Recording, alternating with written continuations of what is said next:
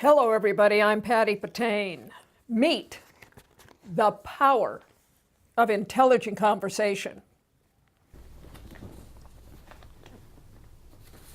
Supervisor Manny Merez. How you doing, Patty? Well, I'm doing good. We're going to find out how well you're doing because this is all about what have you done for us lately. Sure. I understand your staff was kind enough to give me these. Yes. Apparently, this is the County of Riverside budget. Yes. You got both volumes. Yes, well, 2 volumes, which amounts to, correct me if I'm wrong, Sure. about $5.5 billion That's correct. That's of correct. our money.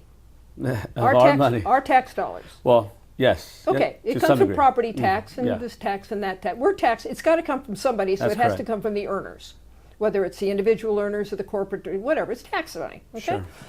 How are you spending my $5.5 billion here? Yeah. Well, Let's start with this. I understand that you made a priority out of Sheriff's Department when Sure. it came to that budget. mhm. It's also my understanding that they currently have a budget of about, and correct me if I'm wrong, I think it's about $800 million, something along that line. Not exactly. Not but- exactly, not as much? Yeah. Less? But go ahead. Finish your question. No, that's my question. Don't they have enough money? So our budget of $5.5 billion, the majority of that is already called for. The majority of that money is restricted funding that comes from federal and state dollars. And so where we get a chance to try to figure out where money should be allocated is very minimal when you look at the big picture of things. It's So you about, don't really control a lot of the money that well, if you let me answer your question, let me answer that. About $780 million, $780 million of the $5.5 billion is discretionary funding. okay. And so it is that $780 million that we have in which we can allocate throughout different programs and services that we feel are important. So for example, of that $780 million, Patty, 75% of that does go towards public safety. That means, for example, our sheriff, our district attorney, our public defender, code enforcement, probation, and then the other 25% is for Department of Public Social Services, for example, CalWorks, those type of efforts, social type of programs that we need for our folks. Now, is there a misbalance, if you will? I would agree that we have to think about that. But our number one priority, first and foremost, is the public safety of our constituents. I get that. And obviously we need boots on the ground to ensure that our constituents are protected and that they're served. However, I do think, though, that we can do a better job of figuring out ways in which we can provide more funding for example, behavioral health services. For example, job and another word workforce for mental development. health? Yeah, it's another word for mental health. That's Okay. correct. Right. And so, and by the way, when I first came on board almost a year ago now, I had right away to try to understand the budget as much as I possibly could, because we had to already make a vote right then and there. So you did, this was all settled before you A lot of it took was already office. cooked before I Yeah. even came into office. Did you That's have correct. some input? I had some input, and Good. that's where, for example, I wanted to make sure that public safety was at least provided enough funding so that we could have the boots on the ground that were necessary. But on another end of that, I also wanted to make sure that our county not only dealt with cuts and efficiencies, which I think we need to do, but how do we grow the economy? How do we work with entrepreneurs, and how do we work with labor, and how do we work with investors, and how do we work with the business community, working with our economic development agency to ensure we have a strategic plan that's going to be long-term, mid-term, and short-term as to how we can help grow the economy in Now, the county of you've been in Riverside. public service. Mhm. And correct me if I'm wrong. You started on the city council, I started as a school board member. school board member Mhm. in Coachella That's correct. Valley Unified School District. That's correct. Then you went to city council No, then I went to the State Assembly. Then you went to the State Assembly. That is correct. How many years were you in the State Assembly? 6 years between 2008 and 2014. Okay, and then you went to... Back home, I came to the City Council. Came home and served on the City Council, Mhm. and now you are the county supervisor That is for correct. this region of our Riverside County. That is correct. So you have what we call public service experience. Yes, I would like to take some. Mhm. I happen to believe personally, you know, I happen to be a little opinionated. I happen to think that if you try to jump in to a major position Mhm. like you have with this kind of a budget, Mhm. with this kind of money, with all the needs of Mhm. your district, that I think knowing you as long as I have, I think your experience Mhm. counts for a lot. So you were able to really hit the ground running with what is coming out of a budget, something like this. So you've got the experience both from a school level, from a city level, from a state assembly level. You know where the money is to get it back to us for the Mhm. county. All of that works on our behalf. Let's go down a little list that I did some Sure, research please, on. by all means. Okay. Mhm. I saw it was a cartoon, a political cartoon, Mhm. and a couple were walking into the market when this whole thing about our immigration came up, Mhm. federally immigration. And they walked in, there was only one carrot in the produce department. Mhm. And the couple looked at each other and said, "Where are all the carrots?" Mhm. Well, where are all the workers to pick the carrots? Mhm. More important, you can pick carrots today by mechanical. They can pick carrots Mhm. mechanically. What they can't pick are grapes, dates, and some of the finest things we grow down here in the Mhm. Coachella Valley. Mhm. Let's talk about this thing called DACA. Mhm. We hear it all the time from the feds in Washington. All I know is that I'd like to see my fresh vegetables in my market. Mhm. And without people to pick our crops, Mhm. we're not going to have any food. So you've done something here called a DACA resolution. Explain to us what DACA is. I did. Well, so first and foremost, the agricultural economy, as you know, Patty, is a $1 billion economy, and it's for us here in Riverside County, specifically the 4th District, it's at the forefront aside from healthcare and tourism. Very important area when we're talking about the economy. Those are the of this two region. the healthcare, Those are the top three. healthcare, agriculture, And tourism. and That is tourism correct. That are is the correct. three top job. You can just say the creators. three pillars of the economy The for economy, our region here. right. That is for sure. And so, you know, speaking with my friends within the farm worker efforts or the farmers themselves and the agricultural community overall, it is a struggle. It is a struggle to find the workers. And you have some individuals now that are saying, you know, they'd rather grow their crop in Mexico because it's a lot cheaper and it's just very difficult for them to find the workers that, quite frankly, are not here. And so, you know, we have to think about how we can push the agenda, continuously push the agenda of comprehensive immigration reform. And that's a federal issue, and I don't have very much that I can do because I'm at the county level.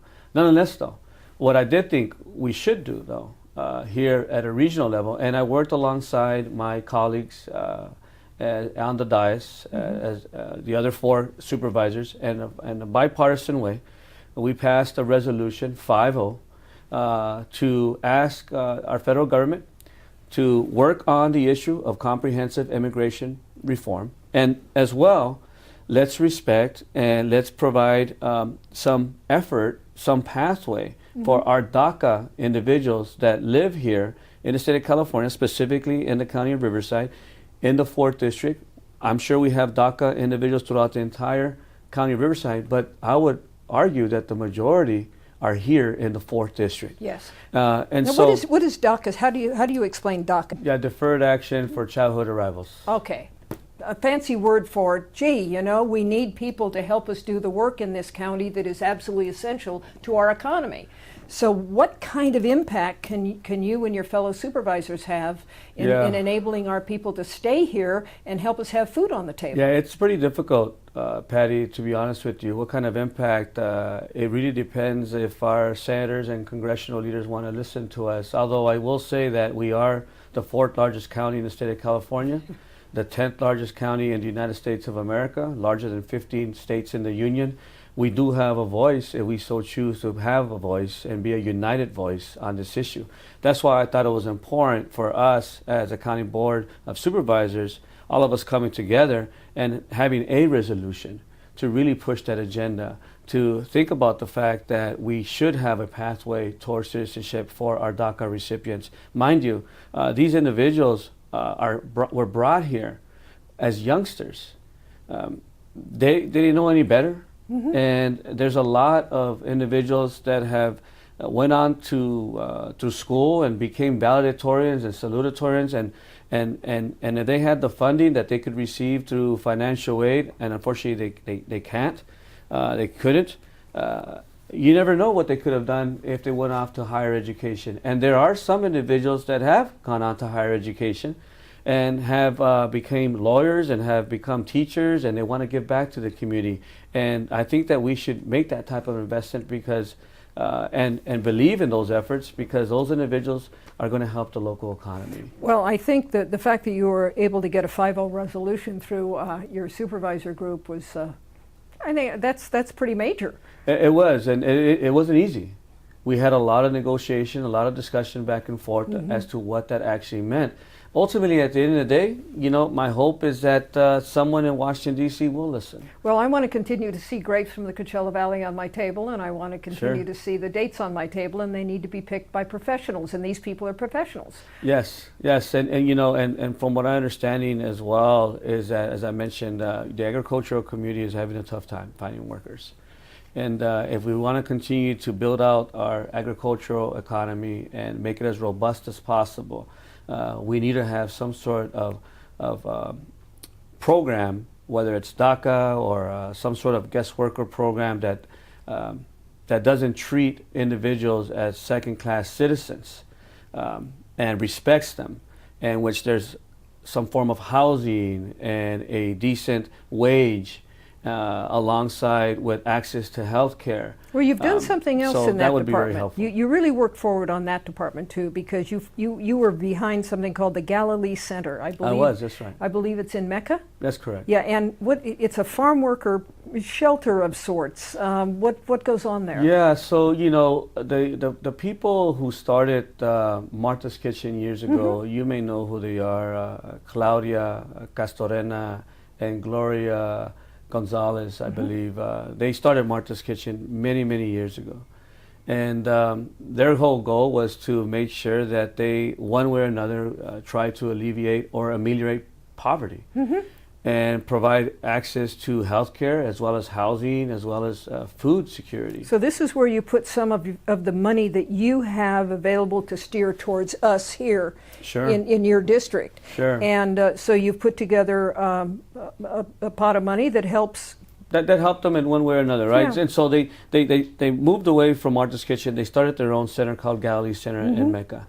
And so, you know, that's there to provide the same type of services that you see in India to Martha's Kitchen, to, quite frankly, the farm workers and the service workers that live in the Mecca area and that need any type of help and support. Now, recently, outside of providing food and meals and as well a place for people to shower, now there's a place for people to sleep on an ongoing basis.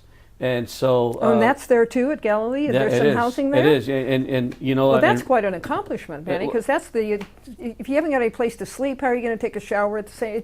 This is an all-around. This is a solution. It is a solution, a short-term solution. Okay.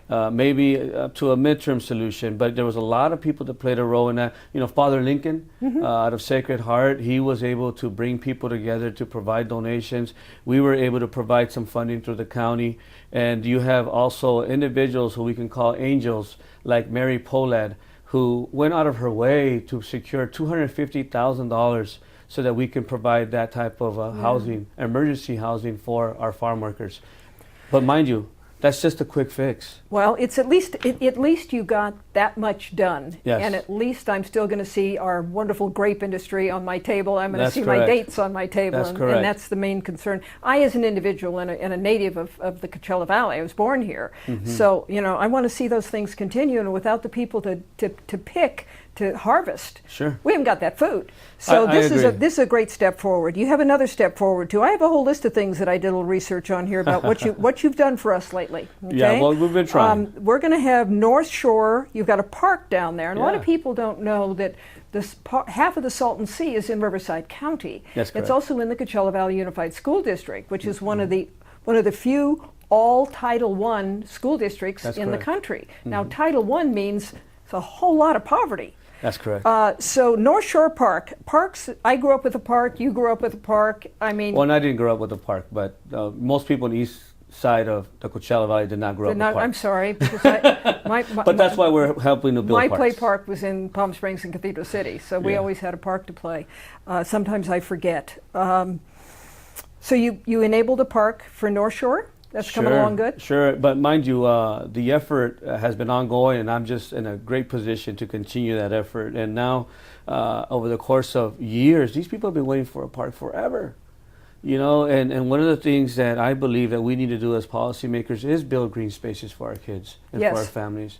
Well, the point is, Manny, is that you're getting it done. We're getting it done, I and I'm noticed very that happy that we are. You're getting it done. And not only there, 5 acres, right? Not only there, but we're going to build one in Mecca, and we're going to build one in Oasis, and we Okay. got to build one in Thermal, and we got to continue to build them throughout the entire 4th District and as well in our unincorporated Yeah, areas. you cannot forget about this Far East Valley. You just cannot. What falls within the boundaries of the Coachella Valley Unified School District needs more help, I think, than just about any place Sure. else. And I know you're committed to it. For sure. And for that, I will put you on the program anytime to talk about what you're doing within those boundaries. Not that I don't Patty. care about anything else, but I can only care about so much, but you can do so much more. And also the homeless. We got a little homeless problem here. Sure. Recently, there was a big, huge picture on the front cover of the local paper, and the news covered that they took 60 people off of Highway 86, homeless. They had encamped there. Well, I happen to have found out from your fellow legislator, Eddie Garcia, this morning, Yeah. that there were 60 people living in that area on Highway 86.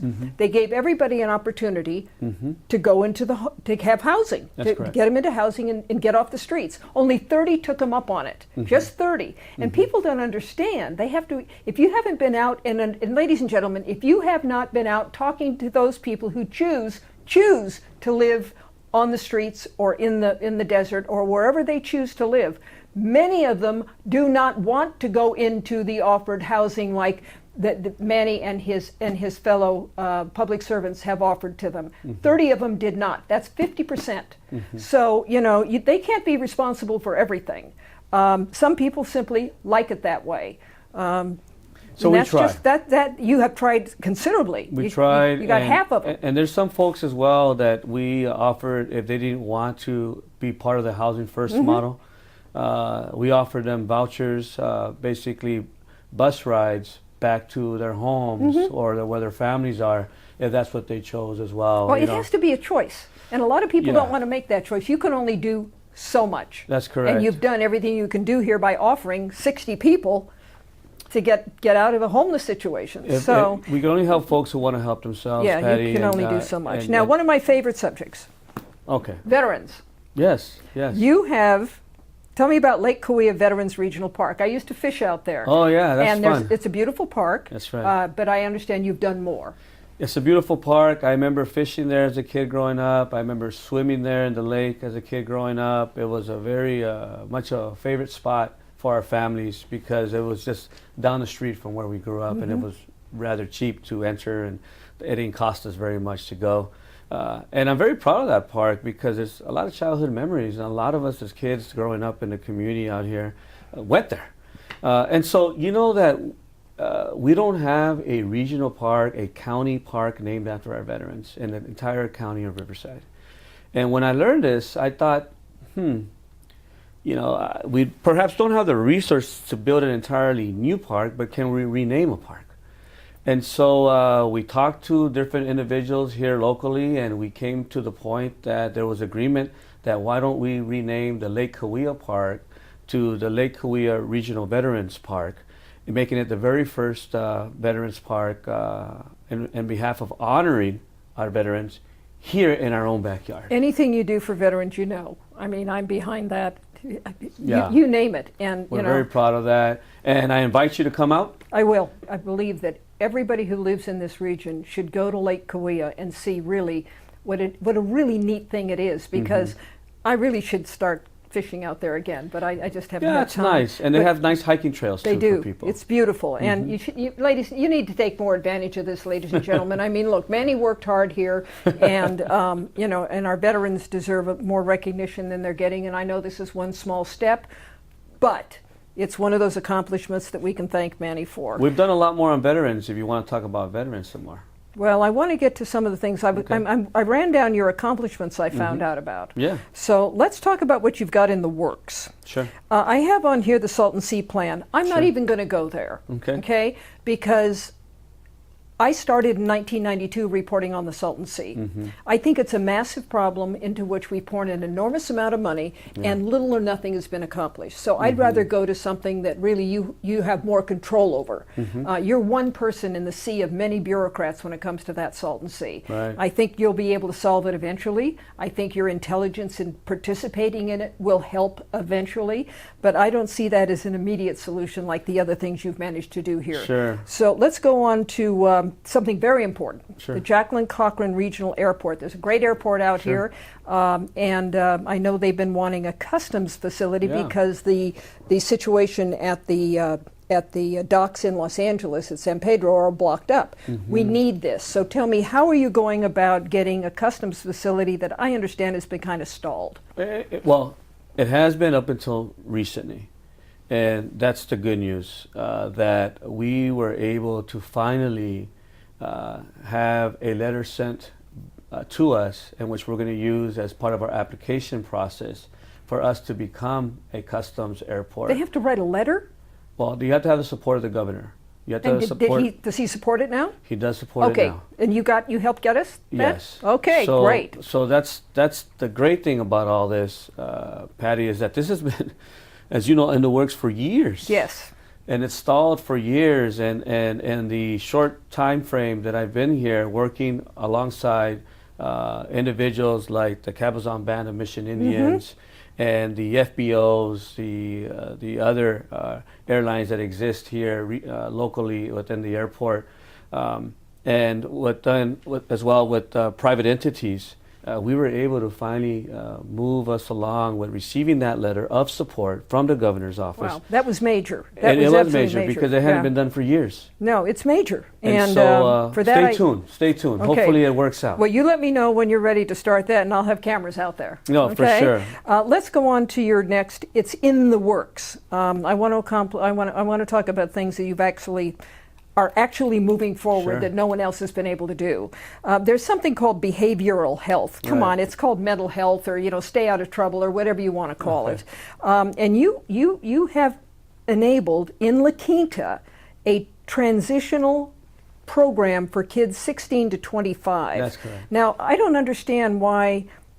I hate to say this, but when I was 16 years old and got to 25, I didn't need any transitional anything. So who are we serving here? I mean, who are you taking care of? Is it a building in La Quinta you helped get, or? Yeah, so we were able to work with behavioral health services and with the city of La Quinta and identify a location, which was a building in which now youth between the ages of 16 to 25 we'll have counseling services and we'll have behavioral health services. So this isn't like the Boys and Girls Club or something? Oh, no, This is mental health help. There's actually counseling. therapists and counseling. Really? Yes. Okay. And so, this is a different time, Patty, from when you and I grew up, and we went through our challenges and our tough times.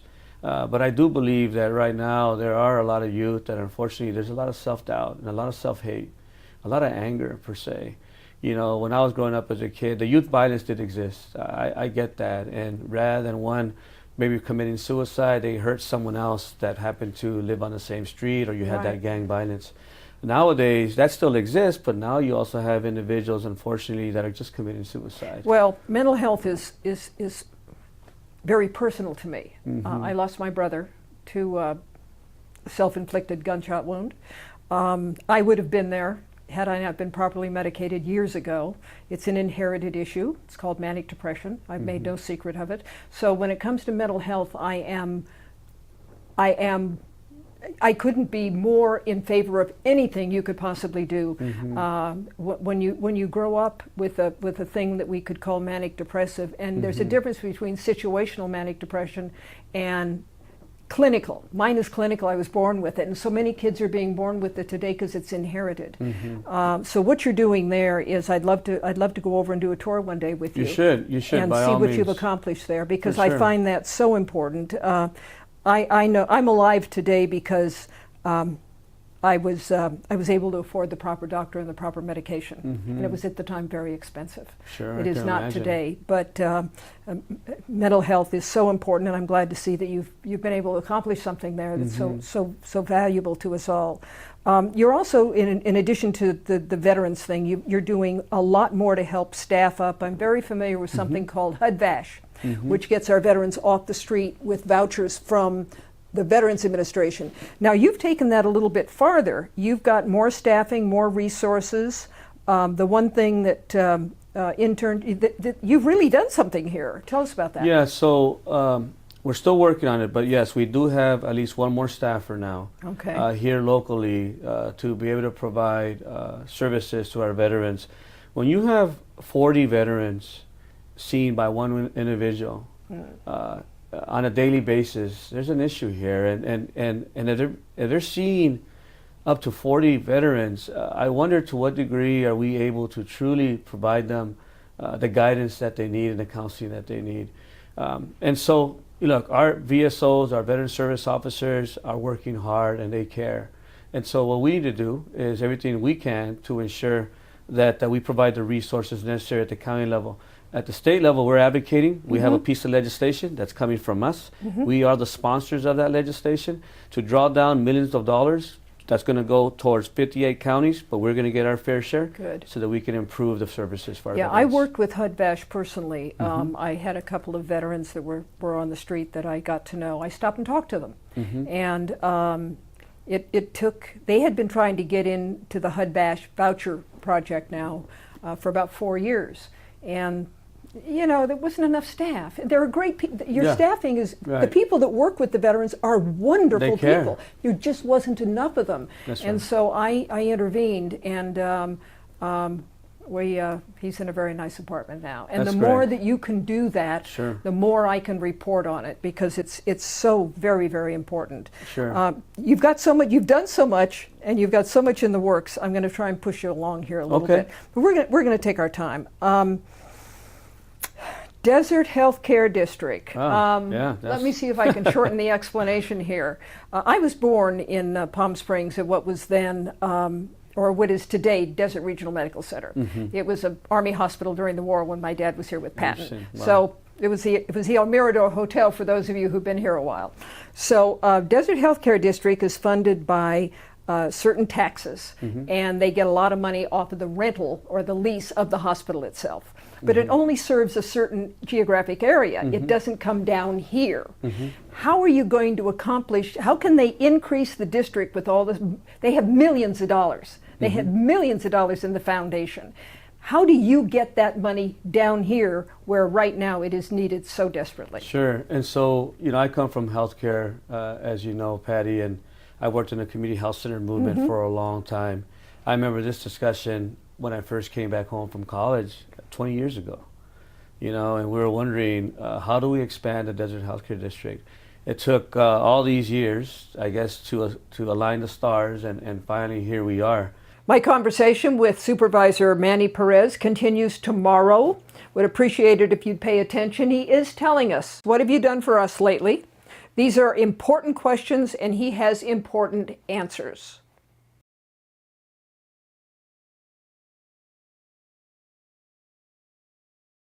Any questions? Call me or send me an email.